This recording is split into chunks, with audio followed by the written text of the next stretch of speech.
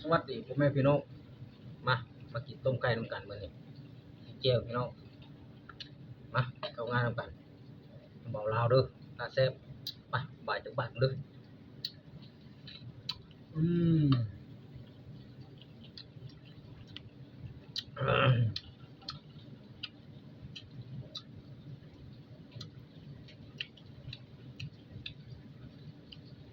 พอกันก็พี่น้องโย่พี่น้องกันโย่ทุกคนโย่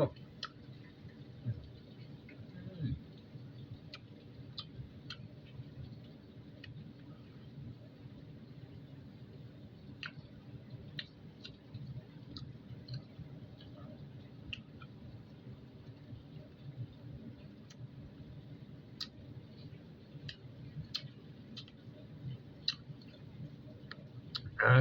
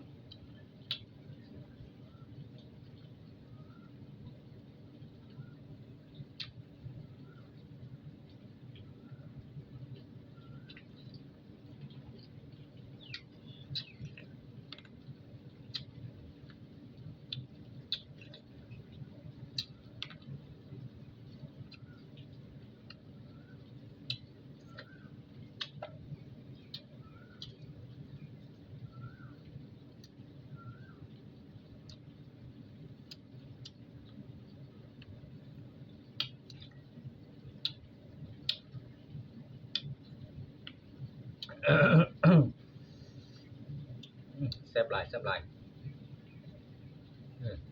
ต้องเออ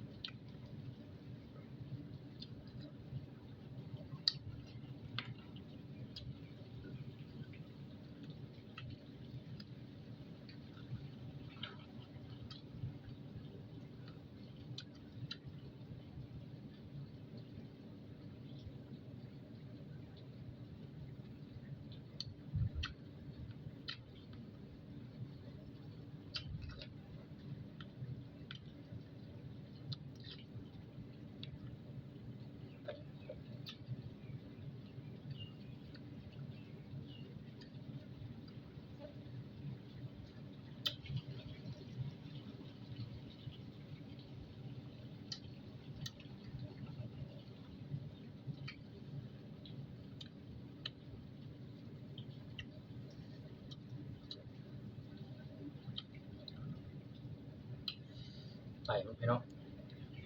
ไต่มันจับเส้นมันกันเด้อไต่งับปุ๊บ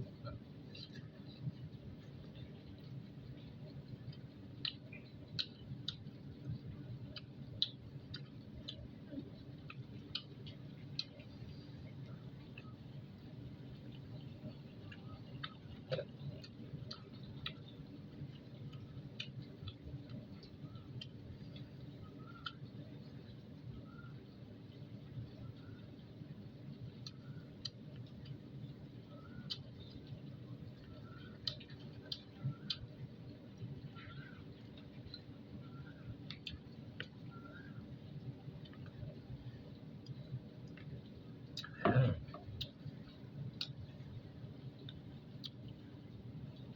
คลิปนี้พอสำนี้ก่อนเนาะพี่น้องฝากกดติดตามเบาล่าวมือเด้อครับทั้งพังลาวพังไทยก็ได้ผู้ทุกคนพ่อแม่พี่น้องก็ได้อันสุดท้ายขอกลับคำว่าสบายดีสวัสดีครับกดไลค์กดแชร์กดติดตามน้องส่งผมมาเด้อครับเบาลาวผ้าแซ่บบ๊ายบาย